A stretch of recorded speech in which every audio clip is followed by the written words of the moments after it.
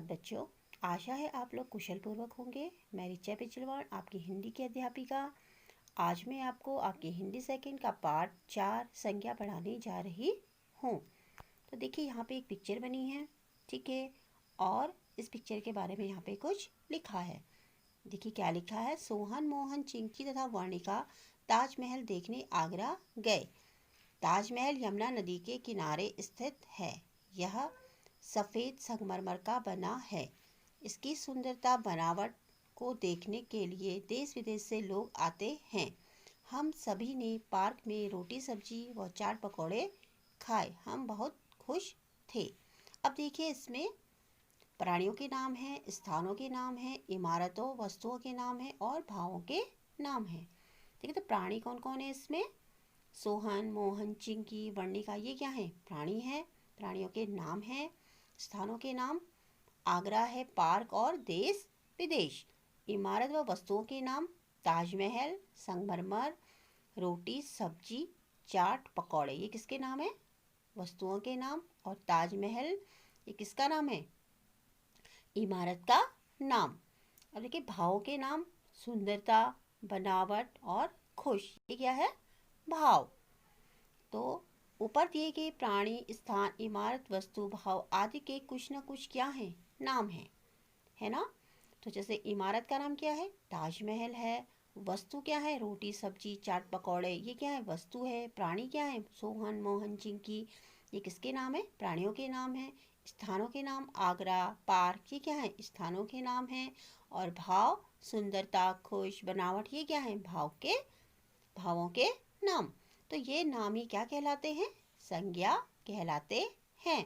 तो देखिए किसी व्यक्ति, वस्तु, स्थान अथवा भावों के नाम को संज्ञा कहते हैं, या किसी वस्तु, स्थान, भाव के नाम संज्ञा कहते हैं।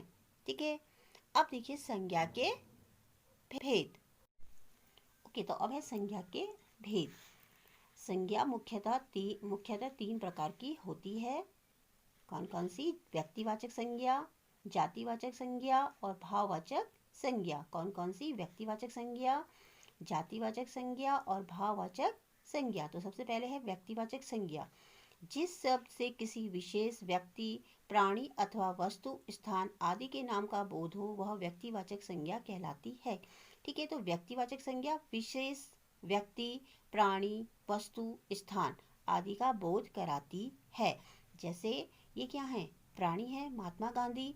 ठीक है, तो जो इनका नाम है ये क्या है?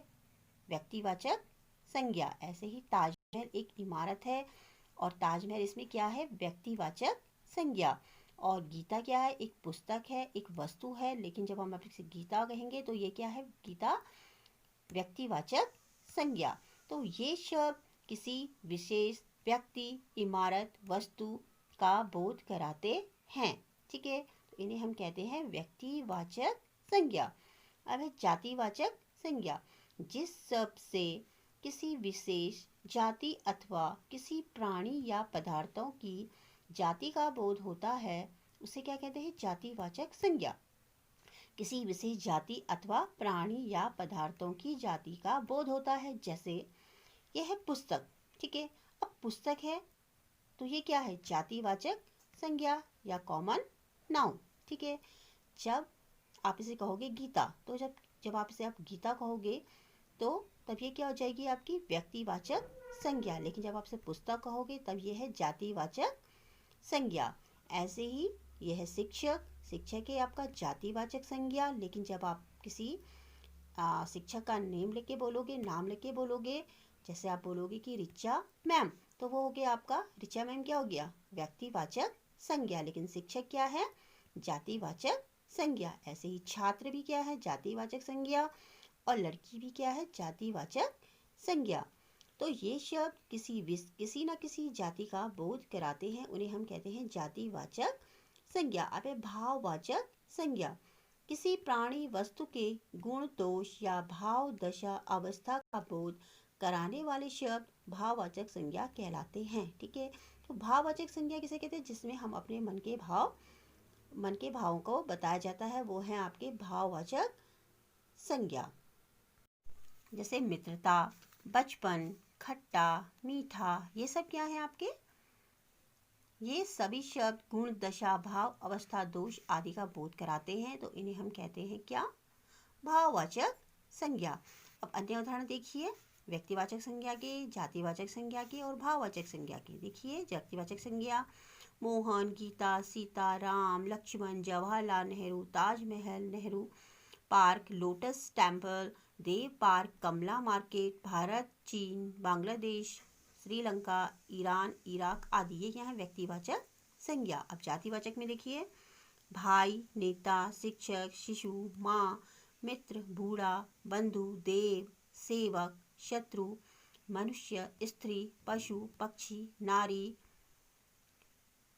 कुत्ता, बकरी, ऊंट, नदी, पहाड़, पर्वत आदि। ये क्या है? जातिवाचक संज्ञा के उदाहरण। अब भाववाचक के देखिए, भाईचारा, नेतृत्व, शिक्षा, शैशव, मित्रता, बुढ़ापा, बंधुत्व, देवत्व, सेवा, शत्रुता, मनुष्यता, स्त्रीत्वता, पशुता, नारीत्व, बचपन, युवा, सच्चाई, दुख, सुख आदि। ये है भाववाचक के उदाहरण। अब देखिए इन्हें फिर से एक बार पाठ को हम दोहराते हैं। तो सबसे पहले संज्ञा किसे कहते हैं? किसी व्यक्ति, वस्तु, स्थान अथवा भावों के नामों को क्या कहते हैं? संज्ञा कहते हैं।